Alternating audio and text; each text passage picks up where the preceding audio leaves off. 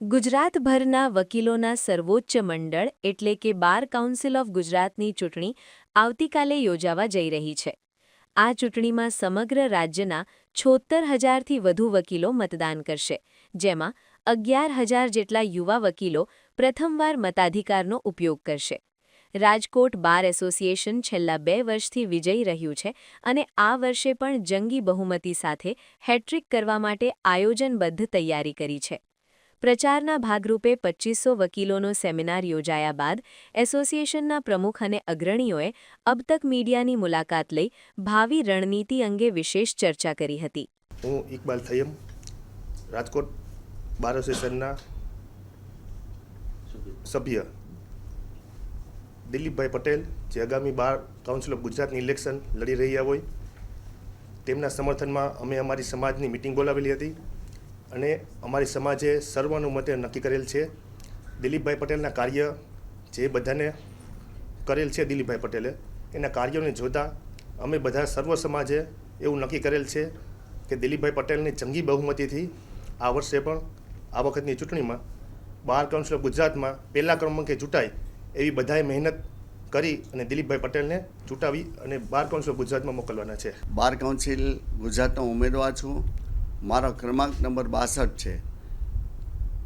આ પ્રતિષ્ઠાભર્યા ચૂંટણી જંગમાં છેલ્લા 2 ટર્મથી ગુજરાતની અંદર સૌથી વધુ મતે જીતું છું અને આ વર્ષે પણ મને કોન્ફિડન્સ છે મારા કામના આધાર ઉપર કે હું સૌથી વધુ મતે જીતીશ. અને મારા સમર્થનમાં આજરોજ રાજકોટ બાર એસોસિએશનના પ્રમુખ સુમિત વોરા, પૂર્વ પ્રમુખ પરેશભાઈ મારું અને રેવન્યુ બારના પ્રમુખ રમેશભાઈ કથિરિયા, નોટરી બારના પ્રમુખ પ્રકાશસિંહ ગોહિલ અને મહિલા બારના પ્રમુખ નયનાબેન ચૌહાણ સહિતના તમામ હોદ્દેદારો આજરોજ મારા સમર્થનમાં અહીંયા આવ્યા છે અને એમનો પૂરતું સમર્થન અને મને બળ મળ્યું છે. એટલા માટે મને દ્રઢ એવું છે કે હું સૌથી વધુ મતે પણ આ વર્ષે પણ જીતીશ. ગુજરાતની અંદર સૌ પ્રથમ 2500 વકીલોનો સેમિનાર માત્ર રાજકોટમાં થયો છે, બાકી બધે વાતો કરે છે. અને યુવા વકીલો માટે પણ અમે તનતોડ મહેનત કરી અને એના તમામ કામ પૂર્ણ કરી છે. મહિલા વકીલો માટે પણ કરી છે. સમગ્ર સૌરાષ્ટ્ર અને કચ્છની અંદર તમામ બાર એસોસિએશન, મને લાગે કે 85 બાર એસોસિએશન છે, 85 બાર એસોસિએશનમાં સતત સંપર્ક રાખ્યો છે. એ લોકોને વકીલોને જેટલી નાનામાં નાની અને મોટામાં મોટી જરૂરિયાત પૂરી કરી છે અને એમના કામો પણ અમે નિષ્ઠાથી પૂર્ણ કર્યા છે. સુમિત વોરા, રાજકોટ બાર એસોસિએશન પ્રમુખ. આવતીકાલે બાર કાઉન્સિલ ઓફ ગુજરાતની ચૂંટણી યોજાનાર છે, જેમાં રાજકોટના દિલીપભાઈ પટેલ, જેનો ક્રમ નંબર 62 છે, તેની સામે 1 નંબર પ્રેફરન્શિયલ મત આપી એને જંગી બહુમતીથી વિજય બનાવી. દિલીપભાઈ પટેલની વાત કરીએ તો રાજકોટ બાર એસોસિએશનનો કોઈ પણ કાર્યક્રમ હોય, દિલીપભાઈ પટેલે તન, મન અને ધનથી પોતાનો પૂરેપૂરો પ્રયાસ કરેલ છે અને સારી બાર એસોસિએશનમાં સેવા આપેલ છે. અને જુનિયર વકીલોને પણ અવારનવાર પ્રોત્સાહન આપે છે, જેમ કે જુનિયરોને નવી કાયદાની બુકો આપવી, બાર એસોસિએશનને કાયદાથી સજ્જ વધુ કરવા, એવા ઘણા બધા કાર્યક્રમો આપી યુવા જુનિયર વકીલોને પ્રોત્સાહન આપેલ છે.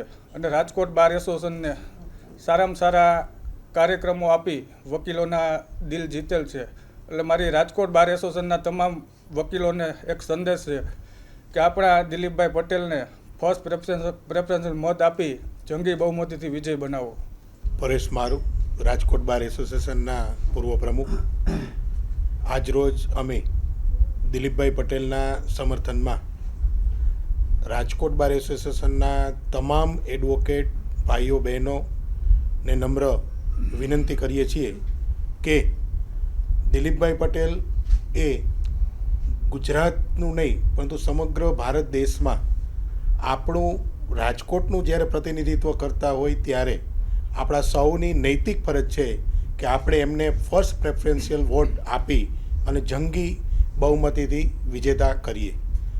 સાથે સાથે દિલીપભાઈના કામની વાત કરીએ તો હંમેશા સમગ્ર એડવોકેટ ફેટર્નિટીના હિતમાં જ એમને કામગીરી કરેલ છે, જેનાથી આપ સૌ વાકેફ છો.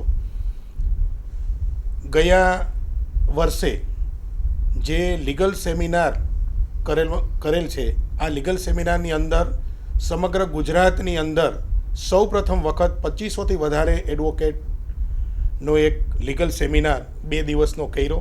એમનું પણ બેઝિકલી માર્ગદર્શન જે કાંઈ છે એ દિલીપભાઈ પટેલે જ આપેલું. સાથે સાથે 1983થી રાજકોટને જે ગુજરાત હાઈકોર્ટ બેન્ચ મળે એ માટેના પ્રયત્નો અગાઉ સિનિયરો દ્વારા પણ જે કરવામાં આવ્યા હતા, એમાં સૌ પ્રથમ વખત 2025ની અંદર જે પ્રપોઝલ તૈયાર કરી સેન્ટ્રલ અને સ્ટેટ ગવર્મેન્ટમાં મોકલવામાં આવી છે, એમાં પણ રાજકોટ બારના તમામ સિનિયર એડવોકેટનો અને સાથે સાથે દિલીપભાઈનો પણ સિંહ ફાળો છે. એટલે રાજકોટના તમામ એડવોકેટ ભાઈઓ અને બહેનોને નમ્ર વિનંતી કરું છું કે તમે તમારો ફર્સ્ટ પ્રેફરન્શિયલ વોટ દિલીપભાઈ પટેલ ક્રમ નંબર 62ને આપવા નમ્ર વિનંતી. રમેશભાઈ કથિરિયા, એડવોકેટ, રાજકોટ શહેર રેવન્યુ બાર એસોસિએશનના પ્રમુખ. આવતીકાલે ગુજરાત બાર કાઉન્સિલની જે ચૂંટણી છે, ચૂંટણીના દિલીપભાઈ પટેલે ક્રમ નંબર 62થી ઉમેદવારી કરી છે. દિલીપભાઈ પટેલ આપણે રાજકોટ અને સમગ્ર સૌરાષ્ટ્રનો જીવતું જાગતું 108 છે, એ આપ સૌ વકીલ મિત્રો જાણીએ છીએ. દરેક વકીલ મિત્રોના સુખ અને દુઃખના દરેક કામમાં દિલીપભાઈ ભાગીદાર થયેલ છે. એ દરેક મિત્રોને દિલીપભાઈને પ્રથમ એકડો મતદાન તરીકે આપી અને સમગ્ર ગુજરાતમાં જંગી બહુમતીથી પ્રથમ નંબરે ચૂંટાય એવી મારી દરેક વકીલ મિત્રોને નમ્ર વિનંતી છે. હું નૈનાબેન ચૌહાણ, રાજકોટ મહિલા બારની પ્રમુખ. આવતીકાલે તારીખ 6/3/2026ના રોજ બીસીજીની ચૂંટણી છે. એમાં દિલીપભાઈ પટેલ 62 નંબરથી પોતાની ઉમેદવારી નોંધાવેલી છે અને અમારા મહિલા બારનું દિલીપભાઈ પટેલને પૂરેપૂરું સમર્થન છે. મહિલા બારમાં 750થી વધુ મહિલાઓ પ્રેક્ટિસ કરે છે. એક વટવૃક્ષ સમાન અમારું મહિલા બાર છે, જે બધી મહિલાઓ અમે દિલીપભાઈને પૂરેપૂરું સમર્થન આપીએ છીએ. અને મહિલાઓના કોઈ પણ કાર્ય હોય, દિલીપભાઈ હરહંમેશ આગળ રહી અને બધા કાર્ય પૂર્ણ કરેલ છે. કોઈ પણ મહિલાને કોઈ પણ તકલીફ હોય, દિલીપભાઈ હરહંમેશ આગળ રહે છે. અને અમને કોઈ પણ તકલીફ પડે તો અમે દિલીપભાઈને યાદ કરીએ છીએ અને અમારા સંપૂર્ણ કામ દિલીપભાઈ કરે છે. આવી વ્યક્તિને પૂર્ણ બહુમતીથી એકડો આપી અને અમે આપ જીતાવીએ એવી અમે આપ સૌને વિનંતી કરીએ છીએ. અને આવતીકાલે પૂર્ણ બહુમતીથી દિલીપભાઈ ચૂંટાય અને એવી અમે એને આગવી શુભેચ્છાઓ પાઠવીએ છીએ. રાજકોટ નોટરી એસોસિએશનના પ્રમુખ શ્રી પ્રકાશસિંહ ગોહિલ.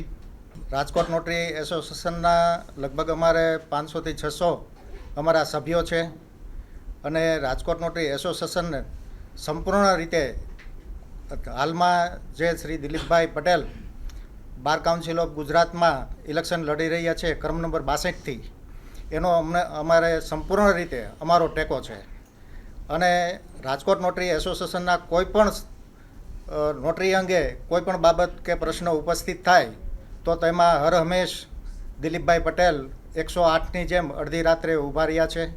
અને એવા રાજકોટ નોટરી એસોસિએશન એમનો હાર્દિક આભાર પણ માને છે. અને આવતીકાલે જે ઇલેક્શન છે એમાં ક્રમ નંબર 62થી જે દિલીપભાઈ ઊભા છે એનો સંપૂર્ણ ટેકો અને સંપૂર્ણ રીતે 62-600 જે ઉમેદવારો છે અમારા જે નોટરી એસોસિએશનના સભ્યો, એમને અમે જંગી બહુમતીથી અમે દિલીપભાઈને પટેલને વિજય બનાવવા માટે અમે હાકલ કરી છે.